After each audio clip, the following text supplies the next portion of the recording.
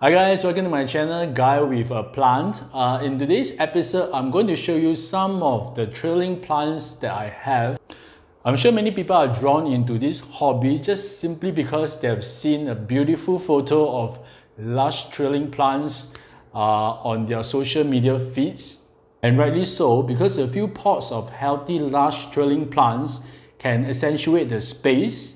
For example, a few pots of the common golden pothos on the bookshelves, or the giant pot of Philodendron micans on a tall planter. All this, they can beautify the space and even become the centerpiece in the living room. So without further ado, let's take a look at some of the trailing plants that I have in my collection.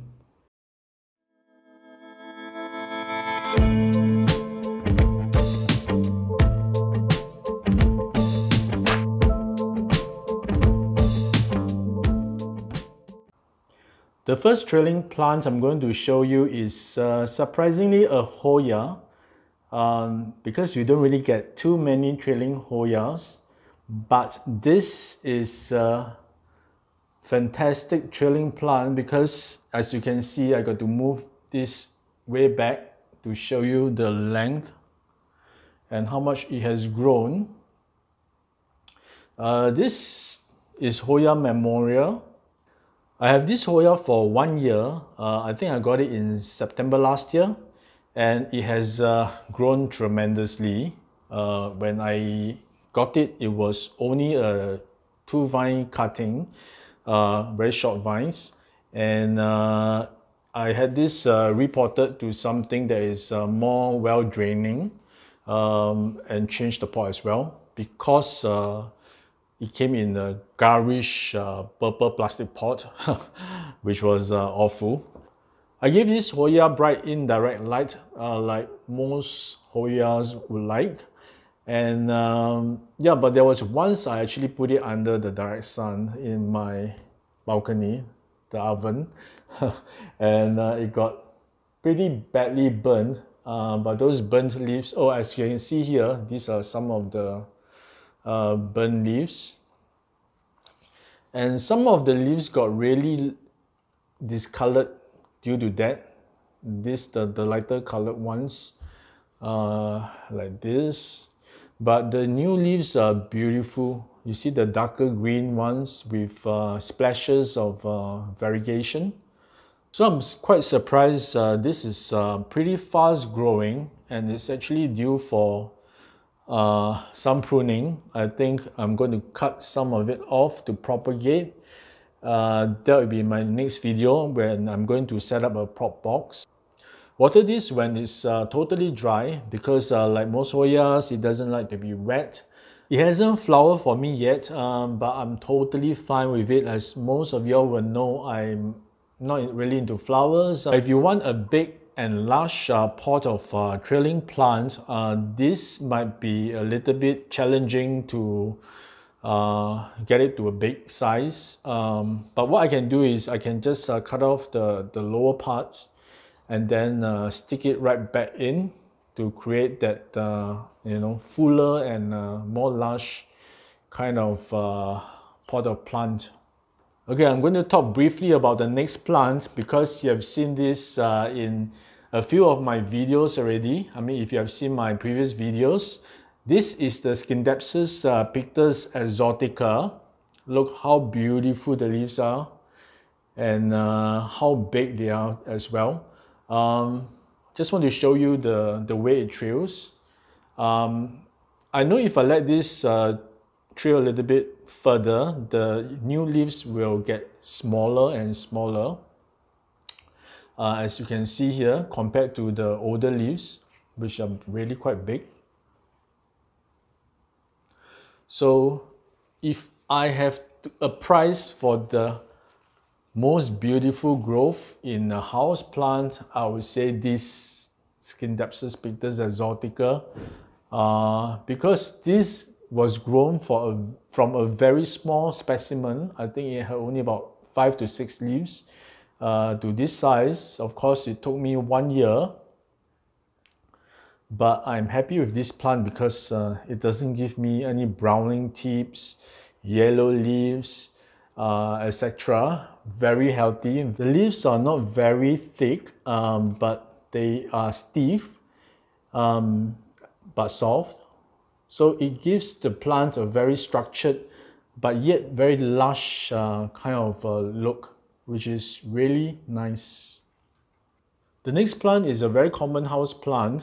This is the Pothos N Joy, or the Epiprinium aureum, I think.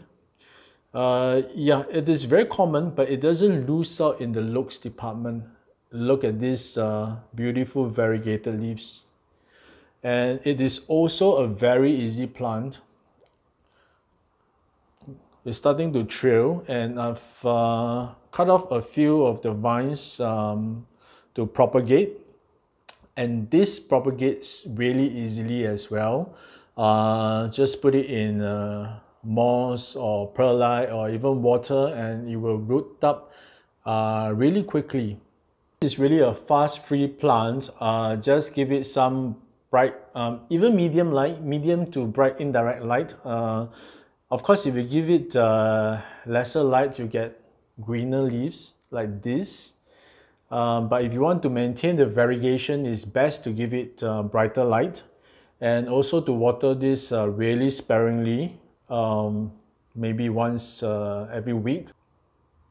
I got this as a gift from a friend. It was a full plant by then, but it wasn't trailing then. It has been a few months, so it has started to trail and looking very nice, and it has given me a few cuttings. So don't discount the common pothos. If you want a big, lush trailing plant, this is the one to get because it grows really fast, and yeah, you'll get a full pot in no time. The next one I'm going to show you is something which I featured in my current recent video under interesting house plants. This is the Pellionia repens. Okay, let me move back so you can see how much it has grown. This is the length, and yeah, it makes a really nice trailing plant. It's not really full yet because I had it in a really small container. This is a self-watering pot. These are the mature leaves, the older ones. Some are turning yellow. I'm not sure why. I don't know whether is it a lack of fertilizer or is it being burned by the light.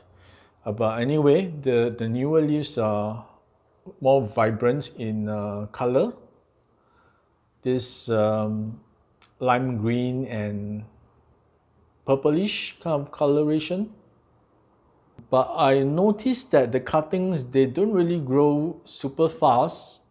Yeah, I have a pot of cutting here. I rooted it in water, I think, or moss. And since then it has given me with some new leaves, but really small. If you want something that's interesting, this is one plant that you can consider. The next one I'm going to show you is a philodendron. This is Philodendron heteroseem, Brazil.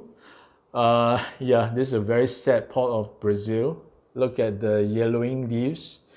If you have watched my video on my variegated plant collection, you will know that this used to be a very full and very big specimen. But when I got it, it was sitting in this very dense potting medium that is almost pure soil, I swear. So the leaves, they were yellowing at an alarming rate. All the leaves started turning yellow. So, but it was also my fault. I was too late to change out the potting medium because I thought I would just let it acclimatize to my conditions first before repotting it, but it was too late. A lot of the leaves just turn yellow and drop off. So this is what I managed to save, and I think it has stabilized, but it's looking really scraggy. So, but I'm hopeful because yeah, there are new growth coming through and new baby leaves as well. So at least I know they are growing. So the yellow leaves might go, I don't know, but they are really beautiful nonetheless. So if this is something that is bigger and fuller, I think it will look really beautiful on the shelf. But for now, I have to just settle for this and probably cut off the bottom part and try to stick it back to make it a bigger pot. So do not overwater your philodendrons. The next plant I'm going to show you is another Hoya. This is the Hoya Macrophylla albomarginata. So this one is different from the other variegated Hoya Macrophylla that I featured on my plant spotlight episode previously. In terms of variegation, you can see this one, the variegation is actually around the edges of the leaves rather than the other one, which is the pot of gold, and that variegation is right in the middle. So they are opposite in terms of the variegation. I don't have many Hoyas, but as you can tell, I love the Hoya Macrophylla. So I need to have both the pot of gold as well as this albomarginata in my collection. This was already a pretty big specimen when I got it, and it has grown maybe by 10%, not really much, given me some new vines. Again, it has not flowered for me yet, but I don't care because the leaves are so beautiful. Just at the pot of gold, the leaves on this albomarginata reminds me of the texture of a peanut shell, as you can see here. Really interesting. If you give this Hoya very bright light, you will get sun stress and it will give you a beautiful hue of red on certain parts of the leaves, which I think is really gorgeous. But you got to be careful. Acclimatize this really slowly if you're going to give it some direct sun, because I've burned my Hoyas before in double quick time. Yeah, so slowly acclimatize it, move it, maybe like half an hour every day to a brighter spot. This Hoya is generally not very fast growing, so I'm glad I got a bigger pot. So I'm going to put this back to show you what a nice trailing plant this can be.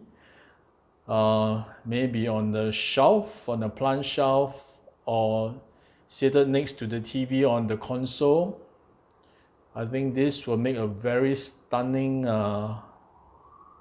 statement piece because of the texture and the colors.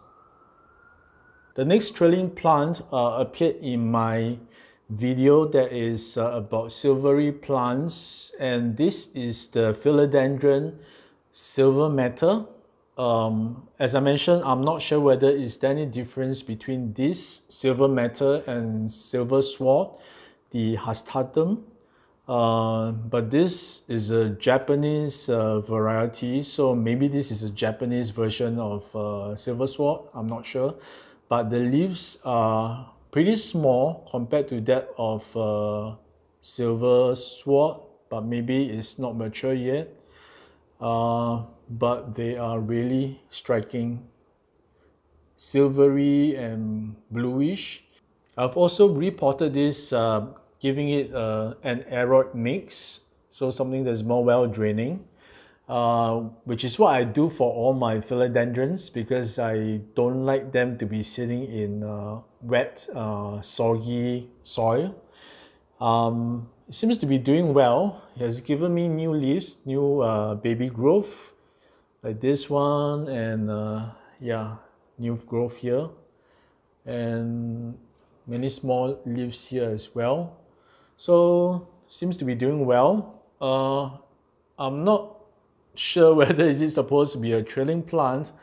Maybe I should be giving it something for it to climb up so that it can give me even bigger leaves. But meantime, this shall be a trailing plant until I have the time to give it a pull. So that's the end of the video. What are some of the trailing plants that you have in your collection and how do you take care of them? Do let me know. And if you like contents like that, I hope you can subscribe to my channel and also to give this video a like. That will help me greatly. Meanwhile, I'll see you again in my next video. Stay safe and take care. Bye.